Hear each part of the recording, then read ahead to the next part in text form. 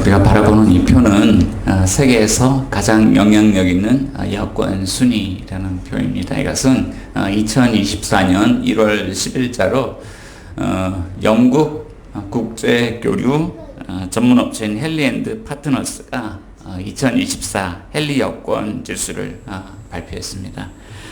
그때 발표된 자료인데요. 이 자료는 헨리 & 파트너스가 국제항공운송협회의 자료를 받아서 199개국의 여권을 조사한 자료이고요. 무비자로 여권만 가지고 입국할 수 있는 나라의 숫자를 순위별로 나열하는 것입니다. 총 199개국의 여권을 조사했는데 우리나라가 192개국을 무비자로 입국할 수 있는 여권 파워를 가졌다. 그래서 세계 공동 2위로 이렇게 이름을 올렸습니다. 대한민국 여권 파워가 대단하죠. 199개국 중에 192개국을 무비자로 여권만 가지고 입국할 수 있으니까 이 여권 파워가 정말로 대단합니다. 그런데 이 여권 파워와 관계없이 살아가는 분들도 있는 것 같아요. 전라남도 신안군 지역에 가면 여러 개 섬들이 흩어져 있는 그런 지역이 있는데 이 지역을 낙도라고 부르죠.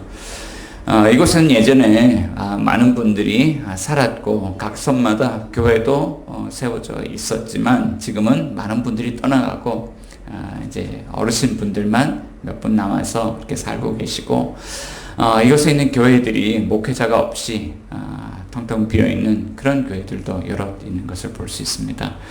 그래서 매년 이 지역에 낙도 선교라는 이름으로 선교를 가시는 분들이 있는데 이분들 이야기를 들어보면 참 놀라운 이야기가 있어요. 평생을 한 번도 이 섬 밖에 나와보지 못한 그런 어르신들이 있는 겁니다. 근데 그분들이 이제 남은 여생 동안 이 섬 밖에 나와서 뭔가 여행도 다니고 할 수 있을까? 그렇지 않을 거라고 생각이 돼요. 그분들이 아는 세상은 이 섬이 전부이고 이 섬밖 세상에 대한 그런 모종의 두려움 그런 걸 안고 살아갑니다. 자, 이분들에게 대한민국 여권 파워가 아무리 대단한데 이런 특권들이 그분들과 무슨 상관이 있을까? 만약에 누리지 못한다면 이런 것들이 정말 우리와 전혀 상관이 없지 않을까 이런 생각을 해봅니다. 그런데 그리스도인들 중에도 그리스도인이 누려야 할 그리스도 아닌 특권들을 잘 누리지 못하고 살아가는 분들이 있는 것 같아요. 자, 오늘 본문의 말씀은 AD 60년경 로마 감옥에 갇혀있던 바울이 에베소 교회의 신자들에게 보내는 편지의 일부분입니다. 자, 이 에베소 교회는 바울에게 있어서 아주 애정이 넘치는 교회죠. 2차 선교 여행을 마치고 안디옥 본부로 돌아가는 길에 들렀다가 3년 동안 머물면서 밤낮 눈물과 기도로 이렇게 개척했던 그런 교회였습니다. 아주 애정이 많아요. 자, 그런데 이 교회에 이 상황을 이야기해야만 되는 이 특권에 대해서 이야기를 해야만 되는 그런 상황이 발생을 한 겁니다. 자, 요한계시록 2장 가운데 보면 그 상황들을 얼추 짐작해 볼 수 있는데 요한계시록 2장 2절부터 4절까지는요. 이 교회 안에 이단들이 들어와서 거짓 진리를 퍼뜨렸습니다. 그래서 이 교회에 있던 신자들이 이 참된 이 복음의 진리를 지키기 위해서 굉장히 애쓰고 분투하는 삶을 살았던 것을 보게 돼요. 자, 이 요한계시록에 쓰여진 것이 AD 92년에서 94년경이니까 약 30년 이상을 그렇게 분투하는 삶을 살았습니다. 얼마나 삶이 치열했던지. 그들은 주님과의 첫사랑을 잃어버렸다라는 그런 책망을 받게 되죠. 바울이 떠나가고 나서 이단이 들어와서 이제 거짓 진리를 퍼뜨리는 상황 속에서 바울은 우리 그리스도인들이 그리스도 안에 얼마나 특권을 누린 존재인지 그것을 이제 다시 일깨우고 있는 것이죠. 자, 오늘 우리도 이 복음의 진리를 붙들고 살아가면서 아주 분투하는 그런 삶을 살아갑니다. 여러분들도 분투하는 삶을 살아가고 있죠. 자, 그럴 때 여러분들은 무엇을 붙잡고 그 분투를 하고 있습니까? 자, 오늘 하나님은 그리스도 안에 있는 이 놀라운 특권들에 대해서 우리에게 말씀하고 있는 것이죠. 자, 본문은 우리에게 이렇게 말씀하고 있습니다. 자, 자, 우리 함께 첫 번째 메시지 읽어보도록 하겠습니다. 시작. 신자는 하나님이 그리스도 안에서 이루신 특권을 누려야 합니다. 하나님이 그리스도 안에서 이루신 이 특권을 누리라. 이렇게 말씀하고 있죠. 세 가지 특권들에 대해서 우리가 좀 나누고자 하는데 오늘은요, 두 가지 특권만 먼저 나누도록 하겠습니다. 이 첫 번째 특권은요, 받아주심입니다.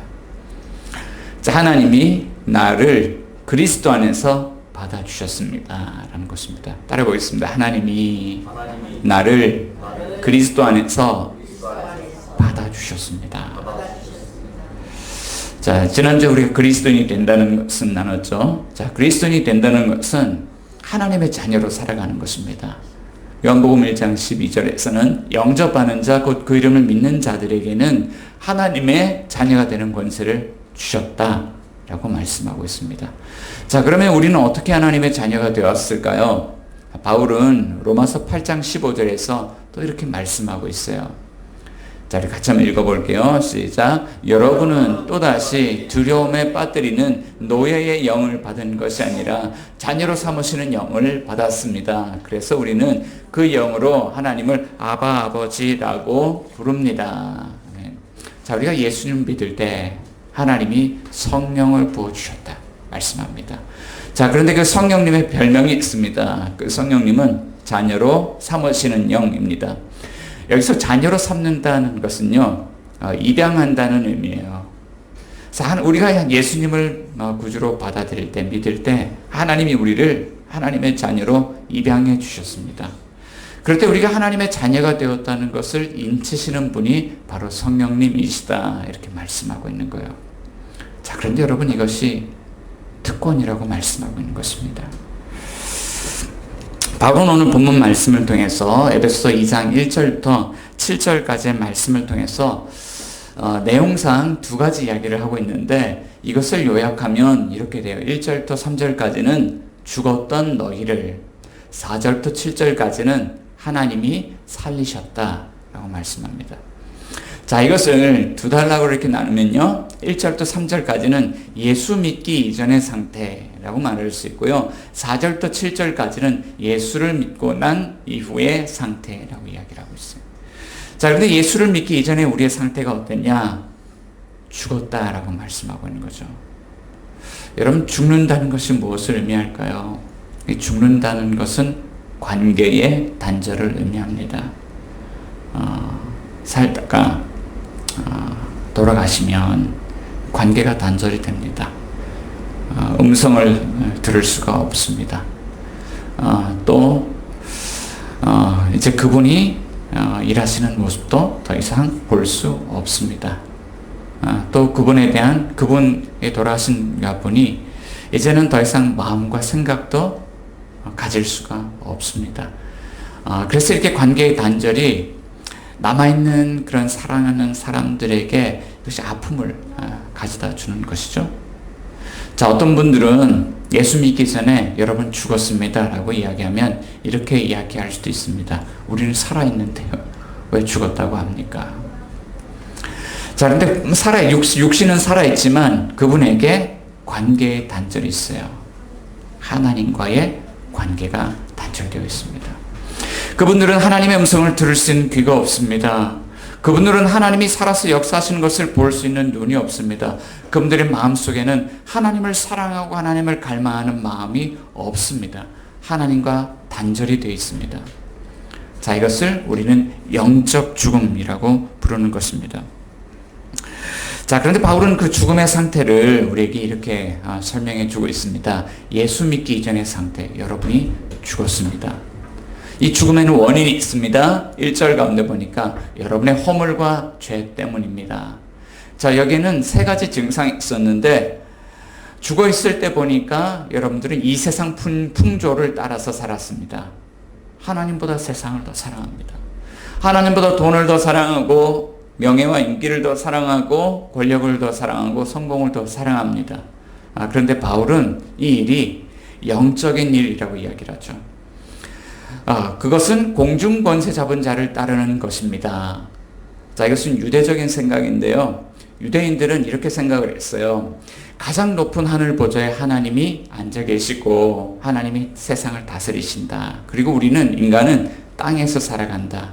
그런데 하나님과 인간 사이에 있는 이 대기권 안에 공중 권세 잡은 자가 있다고 생각을 한 거죠. 이 공중을 다스리는 권세자가 있습니다. 그의 이름이 있는데 그는 불순종의 아들들 가운데 역사하는 영이에요. 영적인 존재예요. 눈에 보이지 않습니다. 그런데 불순종의 아들들 가운데 역사합니다. 자, 이것을 통해서 한 가지 우리에게 섬뜩한 이야기를 들려주죠. 우리가 하나님의 자녀로 살지 않을 때 우리는 불순종의 아들로 살아갑니다. 불순종이 낳은 아들, 마귀의 아들, 사단의 자녀로 살아간다라고 이야기를 하죠. 자, 그런데 바울은요, 또 얼른 나서서 이렇게 이야기를 하는 거예요. 그런데 우리도 그때 그랬습니다.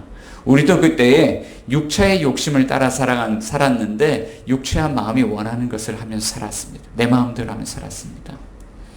인생의 참된 주인이신 하나님을 거절하고 내가 하나님과 같이 되어서 내가 내 인생의 주인으로 살았습니다. 지난주에 우리가 자기중심적인 삶이라고 나눴죠. 자, 그 결과는 이랬습니다. 본질상 진노의 자녀였다라고 말씀하고 있죠. 하나님의 진노 아래 있다. 우리가 살아있는 듯 보이지만 하나님의 진노 가운데 살다가 하나님의 심판이 임하여 우리가 육체의 생명을 잃어버리게 될 때 우리는 생명이 하나밖에 없기 때문에 모든 것을 잃어버리게 된다 말씀하고 있죠. 자, 그렇지만 죽어있는 우리 인생 가운데 하나님이 개입하실 때 놀라운 일이 일어나요. 하나님의 진노가 아니라 하나님의 풍성하신 긍휼이, 하나님의 진노가 아니라 하나님의 그 크신 사랑이 개입하실 때 놀라운 일이 일어납니다. 하나님이 우리를 살리십니다. 하나님 살리셨다. 하나님이 개입하실 때 생명이 살아납니다. 하나님이 개입하실 때 하나님의 음성을 들을 수 있는 귀가 열립니다. 하나님이 개입하실 때 하나님의 역사를 볼 수 있는 믿음의 시력이 살아납니다. 하나님이 우리 가운데 개입하실 때 하나님과 같이 교제할 수 있는 소통의 관계가 회복되어집니다. 단절되었던 하나님과의 관계가 회복되어지고 죽었던 우리 영혼에 하나님의 생명이 공급되어지고 우리 육신이 심판을 받아 생명을 잃는다 해도 우리에게는 두 번째 생명, 하나님이 주신 영원한 생명이 있습니다. 자, 이를 위해서 하나님이 행하신 일이 있죠. 바울은 이렇게 이야기합니다. 우리 고린도전서 6장 19절 20절 같이 한번 읽어봅니다. 시작. 너희 몸은 너희가 하나님께로부터 받은 바 너희 가운데 계신 성령의 전인 줄을 알지 못하느냐. 너희는 너희 자신의 것이 아니라 값으로 산 것이 되었으니 그런즉 너희 몸으로 하나님께 영광을 돌리라. 값으로 산 것이 되었다. 다시 말하면 하나님이 값을 지불하셨다는 것입니다. 죽었던 우리를 살리시려고 하나님이 값을 지불하셨습니다. 가끔 살다 보니까 저를 대신해서 값을 지불해 주시는 분들이 있더라고요. 지난번에 양주에 있는 우리 어느 목사님 가정에 신방을 갔습니다. 그리고 우리 어르신 목사님 모시고 식사를 하러 갔습니다. 두부집에 갔는데 옆에 아는 집사님이 한 분 앉아 계셨어요. 우리 이웃교회 집사님인데 우리 장애인 돕고 섬기는 일을 함께하는 집사님이 얼마나 반가웠던지. 근데 식사를 한참 하고 있는데 그 집사님이 나가시면서 오셔서 인사를 하시는 거예요. 목사님 계산했어요. 맛있게 드세요. 그래요. 얼마나 감사한지. 자, 그런데 살아가다 보니 또 우리 교회에 월세를 대신 내주시는 분들도 있습니다. 저를 파송해 주신 교회에서요, 교회 개척을 하면서 이 교회 상가 월세를 함께 분담을 해주고 있습니다. 덕분에 주일날 예배 사역을 하고요, 주중에 우리 장애인들을 섬기는 공간으로 알차게 활용이 되고 있습니다. 얼마나 감사한지. 그런데 하나님 우리에게 말씀하시는 거예요. 대신 값을 지불해 주셨다는 것입니다. 하나님 얼마를 지불하셨을까요? 자, 로마서 8장 32절을 통해서 지불하신 그 값에 대해서 이렇게 말씀하고 있죠. 같이 한번 읽어봅니다. 시작. 자기 아들을 아끼지 아니하시고 우리 모든 사람을 위하여 내주시니가 어찌 그 아들과 함께 모든 것을 우리에게 주시지 아니하겠느냐. 하나님이 자기 아들 독생자를 아끼지 않고 지불해 주셨다. 십자가 사건이죠. 이것은 경제적인 사건. 우리는 우리를 위해서 값을 지불할 수 없는데 하나님이 그 아들을 내어주셨습니다. 근데 이게 얼마나 놀라운 일이냐면 이 아들을 주셨기 때문에 하나님은 그 아들과 함께 전 재산을 우리를 위해서 내어주시겠다라고 말씀하고 있는 거예요.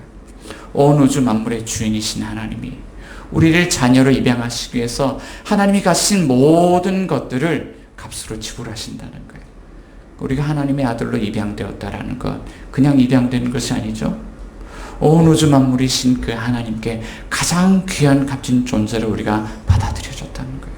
우린 귀한 존재입니다. 이것이 얼마나 큰 특권인지. 그런데 또 하나의 특권을 우리는 이야기를 하고 있습니다. 두 번째는 특별한 존재예요. 나는 그리스도 안에서 특별한 존재가 되었습니다. 우리 같이 한번 따라해 보겠습니다. 나는 그리스도 안에서 특별한 존재가 되었습니다. 자, 우리가 예수님을 믿을 때 하나님이 하시는 일이 있는데요. 고린도후서 5장 17절에서는 그런즉 누구든지 그리스도 안에 있으면 새로운 피조물이라 이전 것은 지나갔으니 보라 새 것이 되었도다. 하나님 우리를 새로운 피조물로 빚으신다 말씀하고 있죠. 자, 우리가 새로운 피조물로 빚어질 때, 자, 우리는 어떤 존재인가? 오늘 본문 2장 10절에서요, 바울이 이렇게 이야기를 하고 있는 거예요. 자, 세번역 성경인데요. 우리 세번역본으로 같이 한번 읽어보겠습니다. 시작. 우리는 하나님의 작품입니다. 선한 일을 하게 하시려고 하나님께서 그리스도 예수 안에서 우리를 만드셨습니다. 하나님께서 이렇게 준비하신 것은 우리가 선한 일을 하면서 살아가게 하시려는 것입니다. 우리는 하나님의 작품입니다. 작품이라고 이야기합니다. 아무거나 작품이라고 이야기하지 않죠. 정말 잘 만들어진 것, 목적대로 만들어진 하나님의 작품이에요. 그런데 이 작품으로 만들어진 것 때문에 그리스도 예수 안에서 선한 일을 할 수 있게 되었다. 성경은 말씀하고 있죠. 우리가 이런 시각을 가지는 것은 대단히 중요한 것 같습니다. 가정에서나 우리 교회 안에서 서로를 바라볼 때 하나님의 작품으로 바라보는 것입니다. 특별히 우리 가정에서 우리 자녀들을 바라볼 때요, 기준을 너무 높게 이렇게 정해두고 자녀들을 바라보게 되면 자녀들의 부족한 것이 참 많이 보일 때가 있어요. 옆에 집 아이가 공부를 잘하는데 우리 아이를 보면 좀 공부를 못하는 것 같아요. 성품이 좋은 어떤 아이를 만났는데 그 아이를 보면 우리 아이들 성품이 비교가 돼요. 또 신앙생활 잘하고 예배를 정말 잘 드리는 아이들 바라보면 우리 아이들 신앙이 눈에 잘 들어오게 돼요. 우리 아이들은 왜 이럴까? 그런 생각을 하게 되죠. 자, 그런데 아이들을 작품으로 바라보게 되면 이제는 아이들이 부족한 것이 보이는 것이 아니라 그 아이들에게 주어진 하나님의 은사, 하나님이 사용하실 은사가 눈에 보이기 시작합니다. 저희 아이들 이렇게 바라보는데요, 조금 민망하지만 저희 아들 자랑을 조금 드릴게요. 하나님의 작품으로 바라보기 시작하니까 큰 아이에게선 손이 보입니다. 이 아이에게 하나님이 섬세한 손을 주셨어요. 종이접기도 잘하고 피아노도 배운 지 얼마 안 됐지만 아주 재밌게 열심히 잘 치려고 노력하는데 잘 쳐요. 손이 보입니다. 우리 둘째 아이를 보면 발이 보입니다. 이 아이는요, 운동을 하면서 많은 아이들과 이렇게 어울려서 잘 치네요. 성품도 좋고 운동도 잘하고 얼마나 빠릿빠릿하게 뛰어다니는지. 셋째 아이를 보니까 입술이 보입니다. 이 아이는요, 자연에 대한 호기심이 많고 말을 조리 있게 잘하는데 재미있게 잘해요. 그래서 동네 아이들에게 매력이 있는 것 같아요. 그래서 지구탐험대 만들자 그러니까 동네 아이들 붙어서 같이 지구탐험대 만들고 활동을 잘해요. 넷째 아이를 보니까요, 귀가 보입니다. 이 아이가요, 샬라샬라 영어를 잘해요. 영어도 잘하고 뭔가 배우고 배우는 빨리 배우는 그런 능력이, 습득하는 능력이 빠른 것 같아요. 보니까 이 아이가요, 귀담아 듣고 눈치가 빠르고 그래요. 이 넷째 아이가 또 이런 은사가 있구나. 하나님의 작품으로 보니까요, 손이 보이고 발이 보이고 입술이 보이고 귀가 보이고 그런 것들이 보이는 거죠. 물론 마음에 안 드는 것도 많아요. 그래서 폭발할 때도 있습니다. 이게 사람인지 동물인지. 이 내 아이가 집에서 난장판을 만들어 놓고 놀다가 정리가 안 될 때는요, 그때는 막 어떻게 해야 될지 막 모르겠어요. 그럼에도 이 아이들을 하나님의 작품으로 바라보게 될 때 정말 이 아이들에게 주신 하나님의 놀라운 은사들이 보이게 되는 것이죠. 자, 예수님이 제자들에게 말씀하셨습니다. 요한복음 15장 5절 가운데 보니까요. 나는 포도나무여 너희는 가지라. 그 안에 내가 그 안에 거하면 사람이 열매를 많이 맺나니 나를 떠나서는 너희가 아무것도 할 수 없습니다. 예수님과 관계가 없었을 때는 그냥 우린 쓸모없는 나뭇가지지만 예수님께 접붙임되는 순간 우리는 열매 맺는 나무가 될 수 있다고 주님이 제자들에게 말씀하신 것이죠. 여러분 접붙임을 본 적이 있나요 혹시? 저는 제가 어릴 때 우리 고모님이 시골에서 사과, 복숭아 농사를 이렇게 지으셨기 때문에 과일도 많이 얻어먹고요. 이렇게 농사 짓는 모습을 곁에서 볼 기회가 있었습니다. 근데 이분들 만드는 과일이 정말 맛있어요. 막 수출도 되고 백화점에도 들어가고 막 그렇게 맛있게 과일이 나옵니다. 근데 어느 날은 가니까요. 맛이 없어요. 과일이. 나무를 바꿨는데 맛이 없다고요. 먹어보니까 텁텁하고 신맛이 강하고 그래요. 그랬더니 저희 고모가 그 해에 하신 일이 있어요. 가지를 다 잘라버리시더라고요. 그리고 새로운 가지들을 가져와서 뭔가 약을 바르고 고무 테이프를 이렇게 막 감더니 이렇게 딱 붙여놓는 거예요. 저게 붙나? 잘라놓은 게 붙나? 근데 1년 지나니까 붙어요. 그리고 2년째부터 열매를 맺기 시작해요. 그런데 놀랍게도요. 이게 원래 나무에 열매를 맺는 게 아니라 이 접붙인 그 가지에 새로운 품종의 열매가 맺히는 거예요. 원가지로부터 수분과 양분을 받아서 전혀 품종에 다른 새로운 열매를 맺는데 얼마나 달고 맛있는지. 그래 주님이 제자들에게 이렇게 말씀하십니다. 주님과 관계 없었을 때는 우리는 열매를 맺지 못하는 그런 존재였지만 주님과 관계를 맺을 때 우리가 주님께 접붙임되어서 원가진 그리스도로부터 수분과 양분을 받아서 이제 전혀 다른 품종의 열매를 맺을 수 있는 존재가 되었다고 말씀하는 거죠. 하나님 우리에게 주신 은사가 있습니다. 그냥 그리스도와 관계 없을 때는 그 은사가 열매를 맺지 못합니다. 그런데 그리스도께 접붙임을 받는 순간 각자 하나님 주신 은사대로 새로운 품종의 그런 열매들을 풍성하게 맺어가는 거예요. 그리스도를 통해서 하나님의 풍성하신 긍휼을 공급받고 그리스도를 통해서 하나님의 그 크신 사랑을 공급받을 때 우리는 열매를 맺더라 라고 말씀하고 있는 것이죠. 여러분들은 어떤 열매를 맺고 있습니까? 그런데 우리가 신앙생활을 하면서 때로는 이럴 때가 있습니다. 열매가 맺어지질 않아요. 열매가 없어요. 그러면서 이렇게 자신들에 대해서 이렇게 생각을 합니다. 나는 불량품인가? 나는 안 돼. 나는 불량품이야. 왜 그런 일들이 일어날까요? 자, 두 번째는요. 열매 맺지 못하는 것은요. 열등감과 우월감의 늪에 우리가 빠져있기 때문입니다. 저도 때로는 목회를 어떻게 해야 되나 싶을 때가 있습니다. 지난주에 기도 제목을 이렇게 내놨습니다. 여러분 하반기 목회 계획을 위해서 기도해 주세요. 우리 교회에 나아가야 될 방향성이 이렇고 이것을 위해서 양육은 어떻게 할지, 소그룹은 어떻게 할지, 기도사역 어떻게 할지, 말씀사역 어떻게 할지, 다음 세대는 어떻게 할지, 주일 예배 어떻게 드릴지 막 여러 가지 많은 고민들을 합니다. 그런데 그 안에 제일 큰 걸림돌이 있습니다. 제 자신이 걸림돌이에요. 제 안에 두려움이 있어요. 예를 한 가지 들자면요. 요즘 설교 스트레스가 상당합니다. 우리 목사님도 평생 설교하시면서 그런 스트레스를 겪으셨을 텐데 설교는 항상 스트레스가 돼요. 우리가 이제 교육부서를 정리를 하고 다음 세대 통합 예배를 드리면서 이런 고민을 했습니다. 이 3대가 함께 통합해서 예배를 드리려면 설교자의 눈높이가 낮아져야 되겠다. 분량도 줄여야 되겠고 뭔가 집중할 수 있도록 시각자료도 만들어야 되겠고 뭔가 내용이 쉬워질 수 있도록 이제 어려운 말 안 쓰고 정말 쉬운 말 쓰고 쉬운 예화들을 사용하고 그렇게 해야 되겠다. 그렇게 생각을 하고 몇 년 동안 이렇게 사역을 해왔습니다.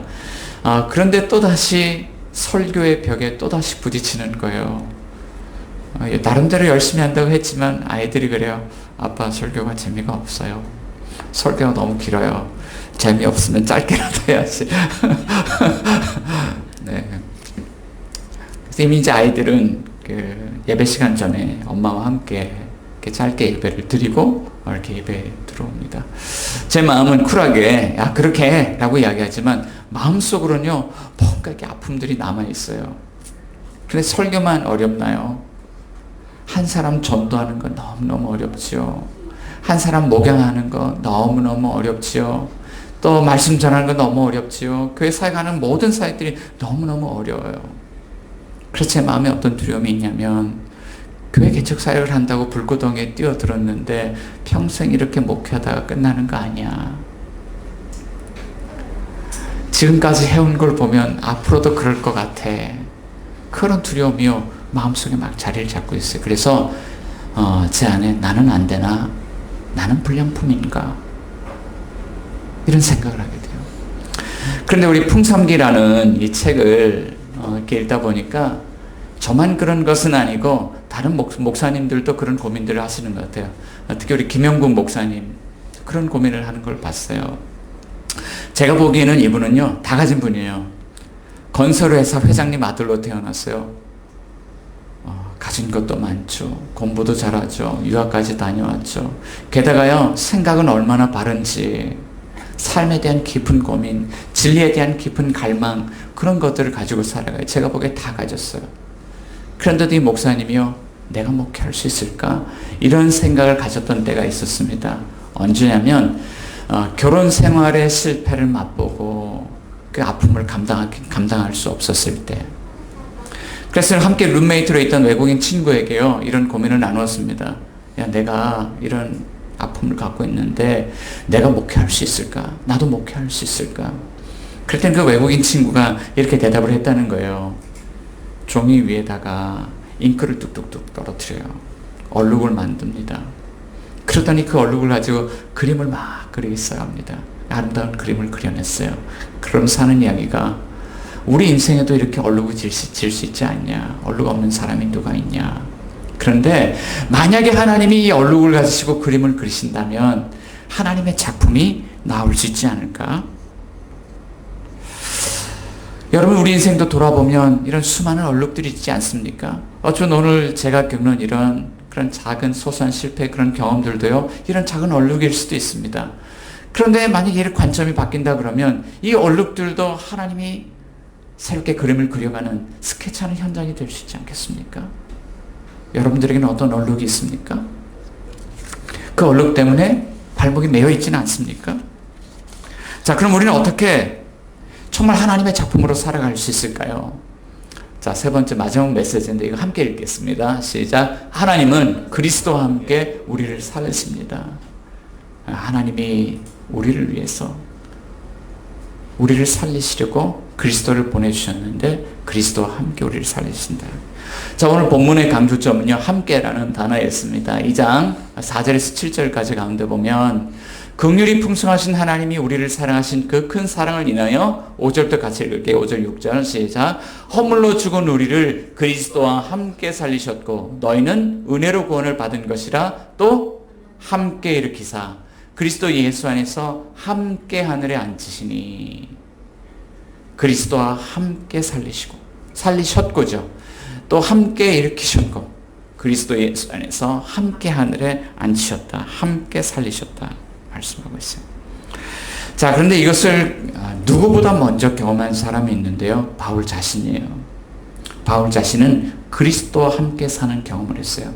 예수님을 만나기 전에 바울은 대단한 사람이었습니다. 바리새인으로 태어났고요. 가말리엘이라고 하는 그런 최고의 그런 학습기관에서 교육기관에서 교육을 받고 그는 율법으로는 흠이 없는 사람, 그런 완벽주의자로 살아갑니다.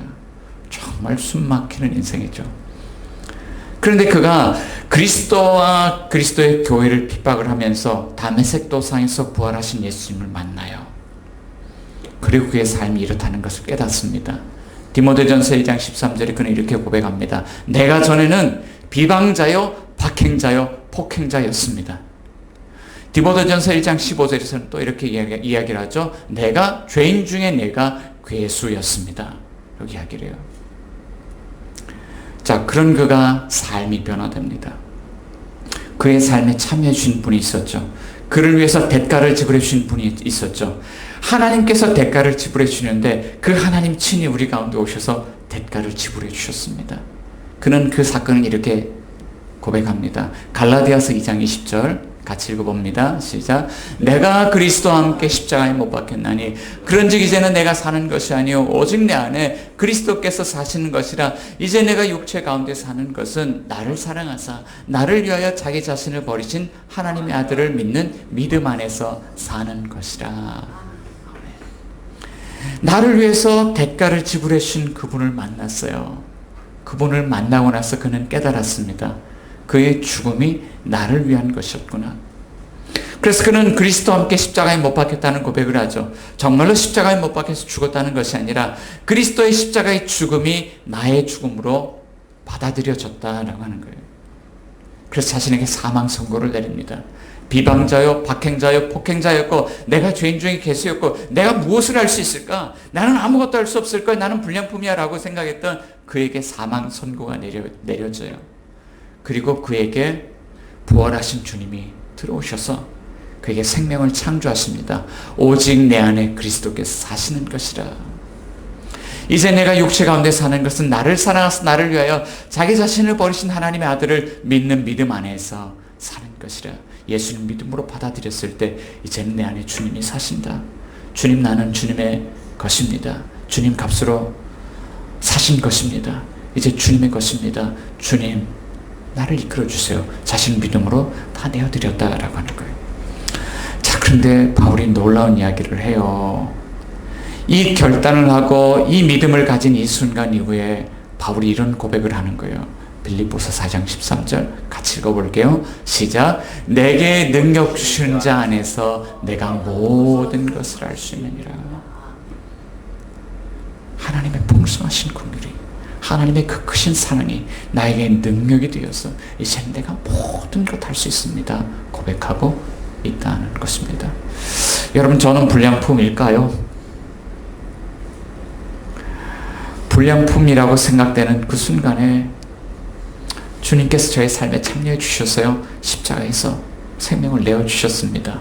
불량품인 저는 죽고요. 이제 저는요, 그리스도와 함께 사는 존재가 된 것이죠. 그 믿음으로 사는 것이죠.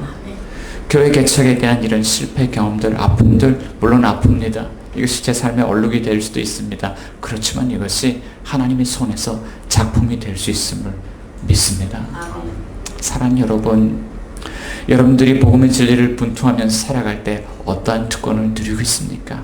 하나님이 모든 값을 주고 저와 여러분들을 사셨습니다. 하나님 저와 여러분들을 다시 빚으셔서 하나님의 작품으로 다시 태어나게 하셨습니다. 옆에 분들 한번 바라봅시다. 이렇게 축복합시다. 당신은 하나님의 작품입니다. 분투하는 삶 속에서도 그리스도 안에 이 놀라운 특권을 누리면서 사시는 저와 여러분 되실 수 있기를 예수님의 이름으로 축원드립니다. 아멘. 우리 함께 기도합시다.